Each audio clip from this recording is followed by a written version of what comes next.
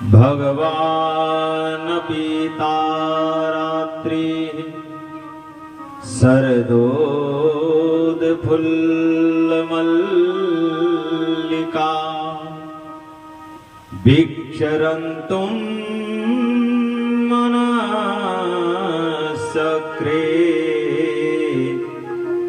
योग मायामुपस्थिता।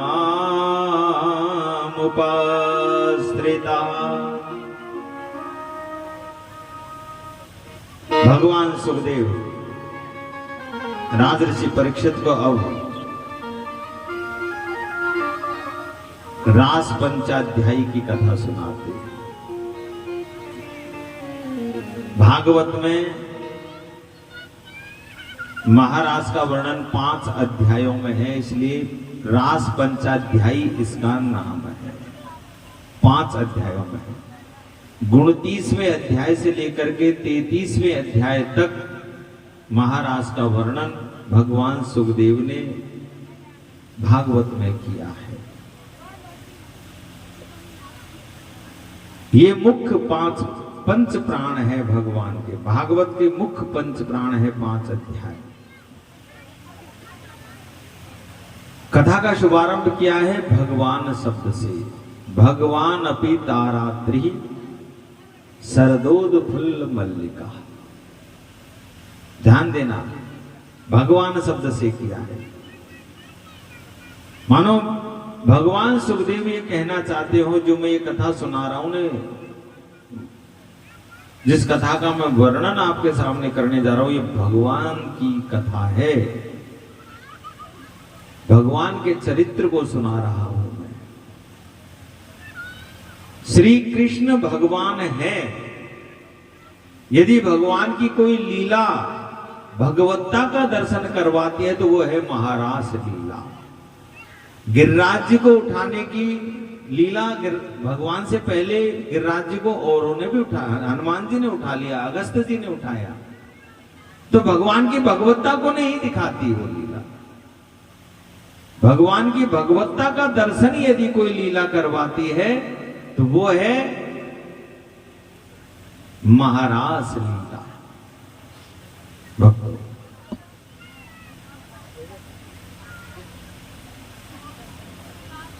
ये कोई साधारण लीला नहीं है। महारास रसानाम समूहो इति रास है। भगवान के दिव्य रस का पान करने की लीला का नाम ही महारास है। कोई ये साधारण गोपियां नहीं थी भक्तों। जन्म जन्मांतर की साधना की थी भगवान के इस रस का पान करने के लिए। जन्म जन्मांतर की। मेरे प्रभु श्री राम जब दंडकारण्य वन में घूम रहे थे, ऋषियों ने जो प्रभु का दर्शन किया, ऋषियों के मन में जिज्ञासा हुई, काश हम भी जैसे माता जानकी प्रभु के साथ रह रही है, इनकी तरह हम भी साथ में रह करके इनकी सेवा करते।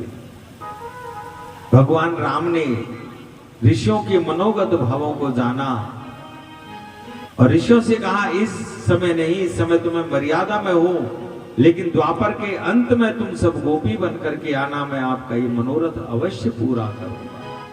वो सारे के सारे जटा वाले, दाढ़ी वाले, अमलात्मा, बिमलात्मा, महात्मा गोपी बन करके आज ब्रज में आए।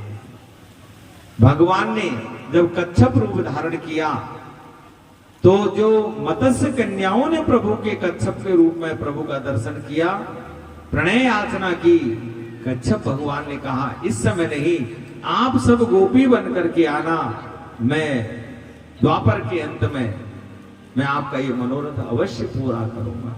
वो सारी मत्स्य कन्याएं आज गोपी बन करके आई है।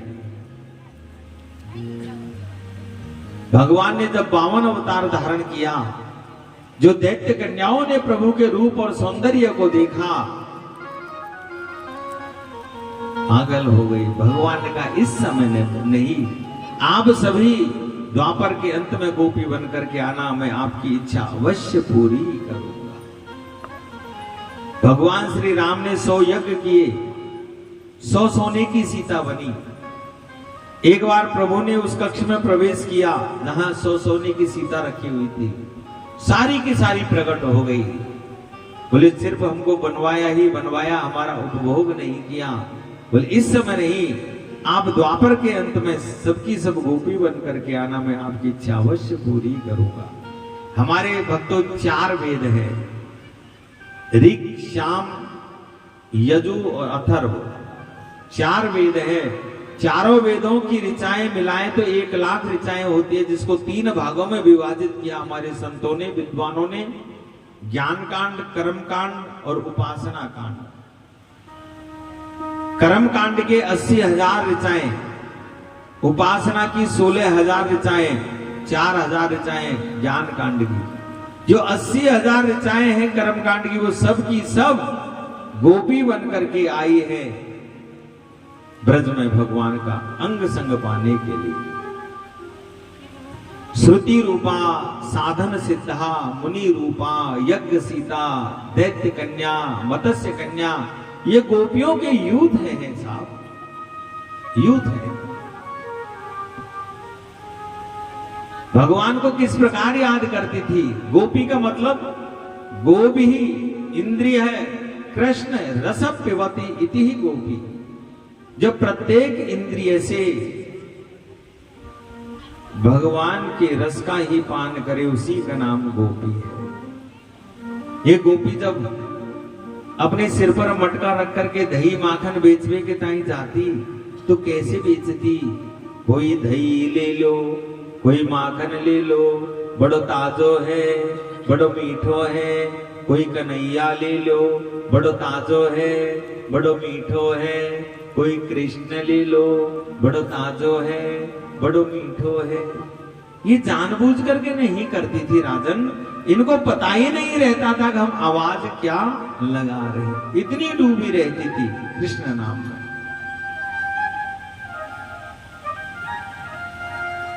और आज भगवान ने जब शरद पूर्णिमा के शारदीय सौंदर्य को देखा, मल्लिकादिक पुष्पों से विभूषित उस रात्रि का जब दर्शन किया, तो भगवान का मन चलाए मान हुआ। किसके लिए? रंतुम, रमण करने के लिए। आज गोपियों की याद आई भगवान को, आज आश्चर्य हो गया। आज तक गोपियां प्रभु के प्रति अनुकूल रहती थी, लेकिन आज भगवान को गोपियों की याद आई। भक्त भगवान को याद करे, ये भक्ति कहलाती है। लेकिन जब भगवान को अपने भक्त की याद आ जाए तो वो प्रेमी हो जाता है। ये भक्ति की पराकाष्ठा है, ये भक्ति की पराकाष्ठा है। और योग माया का आश्रय लिया। योग माया कौन?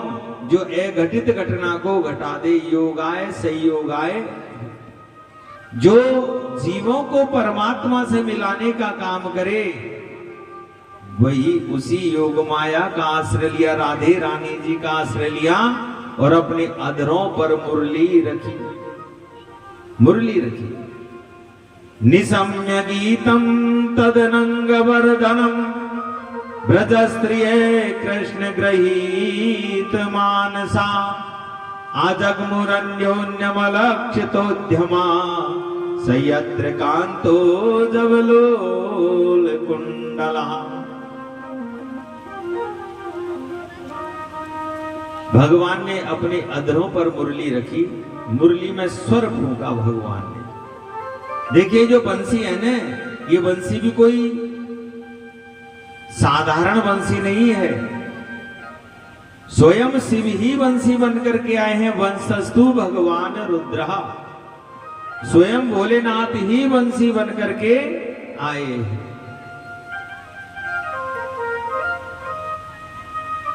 भोलेनाथ ने कहा, प्रभु राम रूप में जब आप आए तो मैंने हनुमान बनकर के आपकी सेवा की, लेकिन अब कृष्ण रूप में आ रहे हो तो अब कैसे सेवा करूं आपकी? क्या काम आऊं मैं आपके?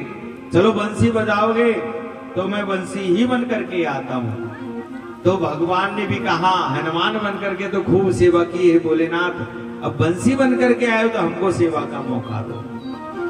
असुंदर सेवा करते हैं भगवान बंसी की। बंसी की सेवा को देख देख करके गोपियों को बड़ी स्प्रेहा यानी जलन होने लगती थी। देख तो सही, यहाँ के भाग्य देख, यहाँ के ठाट देख बंसी के। एक क्षण के लिए भी हमारे प्रियतम से अलग ना होवे, हमेशा अंग संग प्राप्त हो तो रहवे है। यहाँ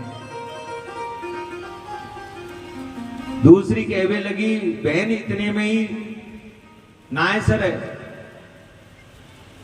अंग संग तो प्राप्त हो तो ही रहवे, लेकिन इतने में फिर कहवे है, देखो जी अब मैं थक गई हूं, मेरे लिए बिस्तर लगा दो। बंसी जो भगवान से बिस्तर लगाने के लिए कहती है तो भगवान अपने दोनों हाथों का बिस्तर लगा देते हैं, आड़ी लिटा देते हैं। फिर एक दूसरी गोपी कहती है, बहन इतने में भी ना सरे आए, सुन तो सही।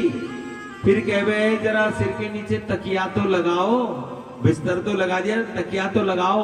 तकिए के लिए जब शिकायत करते तो होठ रूपी तकिया अपना भगवान बंसी के लगा देते हैं। बहन कहा बताऊं, इतने में भी या कुछ चैन ना मिले। फिर कहवे है, जरा देखो मैं रानी हूं, मेरे ऊपर छत्र तो ढुलाओ। और जो छत्र ढुलाने की बात कही तो भगवान के दोनों कानों के कुंडल हिलने लग जाते, मानो छत्र ढुला रहे हो। फिर कहती है, जरा गर्मी लगी है, जरा हवा तो करो। और भगवान मुरली के अंदर स्वर फूंकना शुरू कर देते हैं, हवा। एक कहवे लगी, देख इतने में भी अपन आए सर है। फिर कहवे है, जरा चरण सेवा तो करो, मेरे पैरों में दर्द हो रहा है। और भगवान की उंगलियां थिरकने लग जाती है, मानो चरण दबा रहे हो बंसी के। देख तो सही बहनिया के ठाट, कहा बताओ। गोपी भगवान ने भागवत में प्रमुख रूप से 2 बार बंसी बजाई, 2 बार बंसी बजाई। एक वेणु गीत में बंसी का वर्णन आता है और एक यहां पर बंसी बजाई है। जो वेणु गीत में बंसी का वर्णन है, कितनी अद्भुत बंसी बजाई भगवान ने उस समय कि तीनों लोक मोह को प्राप्त हो गए उस बंसी से। वृंदावन बंसी बजी मोहे तीनों लोक। जो जड़ था वो चैतन्य हो गया, जो चैतन्य था वो जड़ हो गया उस बंसी, उस वेणु रब को सुन करके।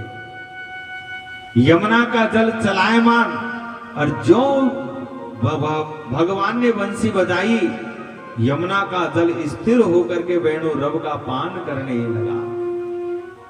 गिरिराज महाराज के पत्थर वेणु रब को सुनकर के पानी बन करके बहने लगे। महाराज इतनी अद्भुत बंसी बजाई, अप्सराएं नाच रही थी स्वर्ग में। वेणु रब अप्सराओं के कान में पड़ा, उनकी ताल और लय सब चूक गई। महाराज नाचना भूल गई उस वेणु रब को कान में पड़ते हैं। ऐसी बंसी बजाई वो। लेकिन आज जो बंसी में स्वर फूंका है महाराज की बंसी में, भगवान ने कहा है भोलेनाथ ये स्वर उन्हीं गोपियों के कान में पड़ना चाहिए जिनको मैं रास में बुलाना चाहता हूं। जो रास की अधिकारिण गोपियां हैं उन्हीं के कानों में पड़ना चाहिए। सास और बहू बात कर रही है, बहू के ही कान में बंसी की धुन पड़ी, सास के कान में नहीं पड़ी। और जो जैसा काम कर रही थी उस काम को अधूरा छोड़ करके और गोपी भगवान से मिलने के लिए दौड़ पड़ती है। एक गोपी आटा लगा रही थी, बंसी की आवाज जो उसके कान में पड़ी, हाथ आटे में सने भूल गई, चल दी तुरंत भगवान से मिलने के लिए। एक गोपी गैया दोहन कर रही थी, वेणु रब कान में पड़ा, दोहिनी छोड़ी चल दी भगवान से मिलने के लिए। वस्त्र अलंकार पहन रही थी, उल्टे सीधे वस्त्रों को पहना, उल्टे सीधे अलंकारों को पहना, चलती भगवान से मिलने के लिए। एक गोपी लीपा पोती कर रही थी। सुनो, लीपा पोती आंगन की नाय होवे, चेहरे की भी लीपा पोती होवे। बोलो राधे राधे। अंग राग लगा रही थी, उल्टा सीधा अंग राग लगाया चेहरे पर, चल दी भगवान से मिलने के लिए। चल दी, चित्र खींचा है भगवान सुखदेव ने उन गोपियों का। क्यों खींचा ये ऐसा चित्र? गोपियों की मन स्थिति बताना चाह रहे हैं कि गोपियों की मन स्थिति क्या है आज। दुहंतो भी अयुकाशित दोहम हित्वा समोत्सका पयोधि श्रित संयावम अनुदस्या पराययु लिम्पन्ते प्रमदन्तुन्य अंजन्ते कांशलोचने व्यस्तस्त्र वस्त्राभरणा काशित कृष्णांतिकम ययु। मन स्थिति बताई है यहां पर गोपियों की, कैसी मन स्थिति है भगवान से। और सारी की सारी एक गोपी जा रही थी, उसके पति ने उसको पकड़ लिया। कहां जा रही? बोले आज मत रोको। रोई, चीखी, चिल्लाई, पति ने कमरे में बंद करके बाहर से साकड़ लगा दी। खूब चीखी चिल्लाई, नहीं माने उसके पति। उसने कहा इस देह से प्रेम करते हो, लगाओ इसके गुण, चाटो इस देह को, मैं दूसरी देह धारण करके चली जाऊंगी। और जहुर गुणमयम देह सद्य तीक्ष्ण बंधना, उस देह के बंधन को त्याग करके दूसरा देह धारण करके और जल्दी भगवान से मिलने के लिए। बोले इतनी ऊंची स्थिति गोपियों की। बोले जन्म जन्मांतर की साधना है इनकी, इनको तो जन्म जन्मांतर का अभ्यास है शरीर बदलने का। साधारण गोपी थोड़ी है ये। अच्छा, गोपी किसे कहते हैं? गोपी, गोपी देखो किसी स्त्री का नाम नहीं है, न पुरुष का नाम गोपी। गोपी है भाव का नाम। गोपी एक भाव है, जो उस भाव में डूबता है वही भगवान की गोपी बन जाता है। और ये भाव कब जागृत होता है? चंडे जो वृंदावन को रंग, गोपी भाव सहजई में उपजे पुरुष भाव होई भंग। चंडे जो वृंदावन को रंग, वृंदावन के रंग में एक बार जो रंग गया वही मेरे कन्हैया की गोपी बन गया, वही बन गया। आज भी वृंदावन में भक्तों जब जाओ ने, देखना बड़े बड़े दाढ़ी वाले महात्मा, जटा वाले महात्मा लहंगा फरिया पहन करके रहते हैं। होठों पर लिपस्टिक लगेगी उन दाढ़ी वाले महात्माओं के, माथे पर बिंदी मिलेगी उनको, जो स्त्रियां लगाती है ना वैसी बिंदी, आंखों में काजल, कानों में कुंडल, नाक में नथली, हाथों में चूड़ियां। ये भेष उन महात्माओं का मिलेगा। आज भी दर्शन कर सकते हो आप उन महात्माओं का। वो गोपी भाव से रहते हैं, भगवान की गोपी भाव में रहते हैं, आज भी रहते हैं गोपी भाव से। और सबकी सब गोपी मिलकर के जब भगवान के पास पहुंची, भगवान ने मुस्कुरा करके सभी का स्वागत किया। स्वागतम वो महाभागा प्रियम किम करवाणि वा रजस्यानामयं काशित ब्रूतागमन कारणम। स्वागत है हे गोपियों, आपका स्वागत है। गोपियां बड़ी प्रसन्न, हमको बंसी बजा करके बुलाया, हम आ गए तो हमारा स्वागत कर रहे हैं। प्रियम किम करवाणि वह, हे मैं आपके लिए क्या कर सकता हूं। दूसरे ही शब्दों में भगवान ने कहा ब्रूता गमन कारणम, आपके आने का कारण क्या है हे गोपियों, बताओ आपके आने का कारण क्या है। जो भगवान ने ये शब्द कहे, गोपियों का मानो सारा मनोरथ विफल हो गया। अब क्या कारण बतावे। गोपियों का सिर झुक गया, पैर के अंगूठे से जमीन को कुरेदने लगी। अच्छा, इस शरद पूर्णिमा के शारदीय सौंदर्य को देखने के लिए आई हो, चंद्रमा का दर्शन करने के लिए आई हो? भगवान यहां पर गोपियों की परीक्षा ले रहे हैं। देवियों, देख लिया चंद्रमा, देख लिया ये वन, लेकिन देवियों इस वन के अंदर भयानक जीव भी रहते हैं, इसलिए चली जाओ। रजन्येषा घोर रूपा घोर सत्व निषेविता, बड़े बड़े हिंसक जीव रहते हैं, इसलिए चली जाओ घर। गोपियों ने सिर हिला दिया, हम ये सब देखने के लिए नहीं आई। देखो देवियों, कभी स्त्री को घर से अकेले बाहर नहीं निकलना चाहिए, और रात्रि को तो बिल्कुल नहीं निकलना चाहिए। चली जाओ यहां से।